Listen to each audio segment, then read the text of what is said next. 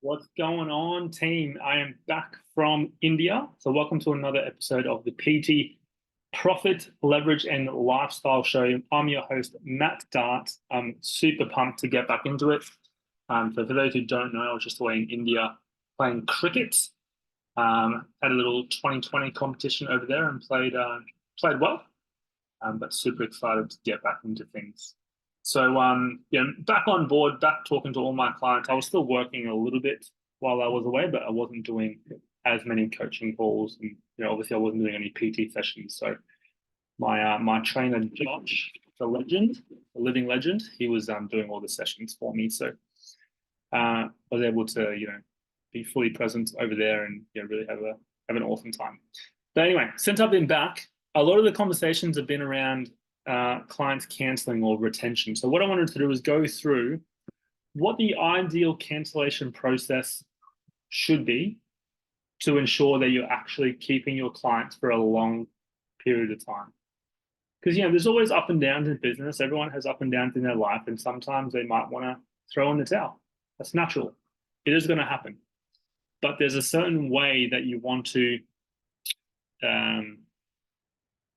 you want to have a certain process involved when people want to cancel. So let me just start by saying people are going to cancel. It's a natural thing to happen.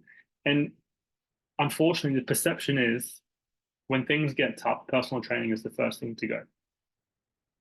Fortunately, it's not a necessity. It's an optional expense for a lot of people. And generally, it's the first thing to go if they need to cut back on things. So that's natural. But this is the process I want you to follow. So first thing first, you need to have an agreement or a contract in place. I don't care if you don't have a notice period or no long-term lock-in agreements, but you need to have some type of agreement in place to ensure that you're covered and you have something to fall back on if the client just stuffs you around. Prime example, one of my clients at the moment that I'm speaking with, they've got a 12-week minimum, and after the first 2 weeks, the client now wants to cancel and says they just can't afford it anymore. That's not fair on your business. So imagine if you didn't have a contract in place or an agreement in place, legally, they are legally bound to make those payments for those 12 weeks as a minimum. That's obviously if you have the minimum 12 weeks. For me, I've had that. It works really well. I've also had no long-term lock-in, but a minimum 4 weeks. That's what I usually recommend, a minimum of 4 weeks, because especially for me being at a Jets club, there's no lock-in contract. So for me, I had to be super flexible. But with like other clubs, like you can easily do like a minimum of 12 weeks. And that's probably what I would prefer. If it's a particular club, they want you to be a bit more flexible. So that's the first thing. Make sure you have an agreement in place. If you don't have an agreement, I can send you through the template. Just let me know. The other thing as well. So when people are wanting to cancel, you got to remember they're in an emotional state. They're feeling anxious and they probably have a bit of anxiety about canceling because they're not sure how you're going to react. Because at the end of the day, this is like your livelihood. Yes, they're saving money, but then they're also taking money out of your pocket, which is going to affect your family, your friends, how you spend your money, and your lifestyle. So no one wants to cancel. So you've got to understand people are not in a stable emotional state when they're canceling. So what you want to do, this is the process that you should follow, right? The first thing, you do not accept cancellation via text message or over the phone. Everything needs to be in written, well, not handwritten, like an email. So an email. So if someone wants to cancel, send you a text message or they talk to you during a session, you don't want to discuss it too much. You just want to say, cool, no worries at all, completely understand. Just flick me an email and I'll send you through the appropriate forms that you need to fill out. Point number 2, you need to have forms that people need to fill out. You need a paper trail. So if you don't, you just need a cancellation form. Actually, I'll see if I can get one up here for you.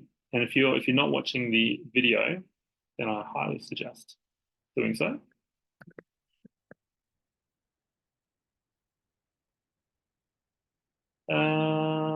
All right, here we go. Let's open this bad boy up.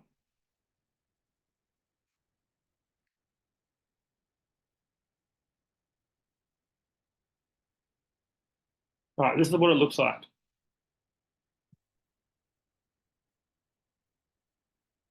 So you've got name, mobile, trainer's name, the date that they want to stop the payment. So it's from the date that the payments stop, not from when they're actually canceling. So you should have like a notice period that people need to cancel from. So for example, if you have a 4-week notice period, let's say they want to cancel today, you put the date in here for 4 weeks time. Okay, that's what you do there. So let me.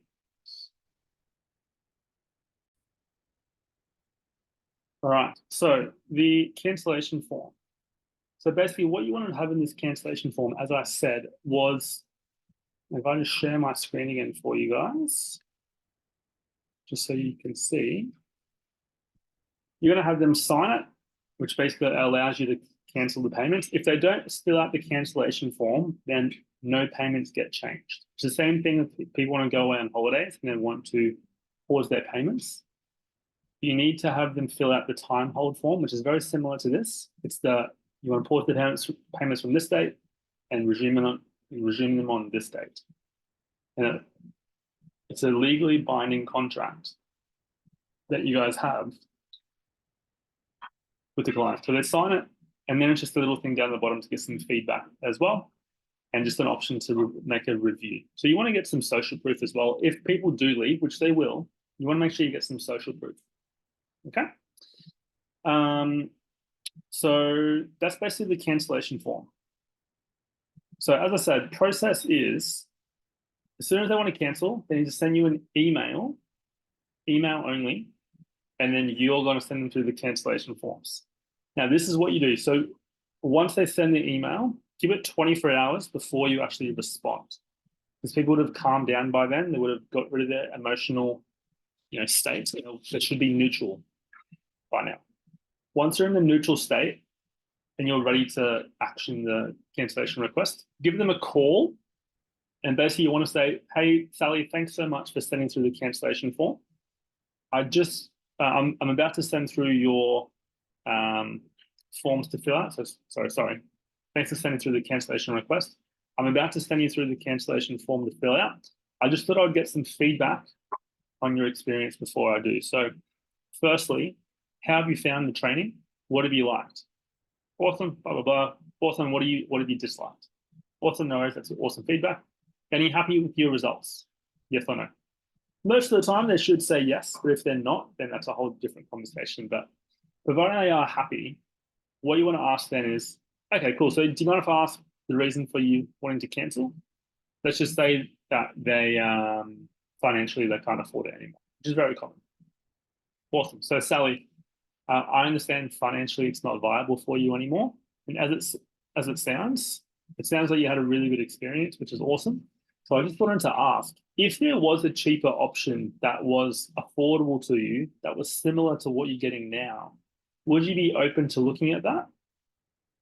So you ask that question, and ideally they say yes. And then what you do from here, you're just going to verbally drop sell them down to one less session per week. So if they're doing 3 sessions, you drop them down to 2. If you're doing 2 sessions, you drop them down to 1. If they're doing 1 session, you drop them down to an online version.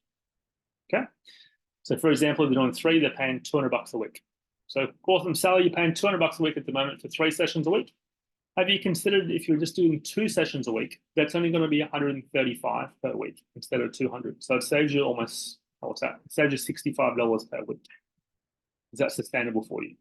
Yes. Okay, cool. Well, no worries. What I'll do then, I'll just change it over to 2 sessions a week instead of 3, and I'll see you on Monday for your next session. That's how you save clients.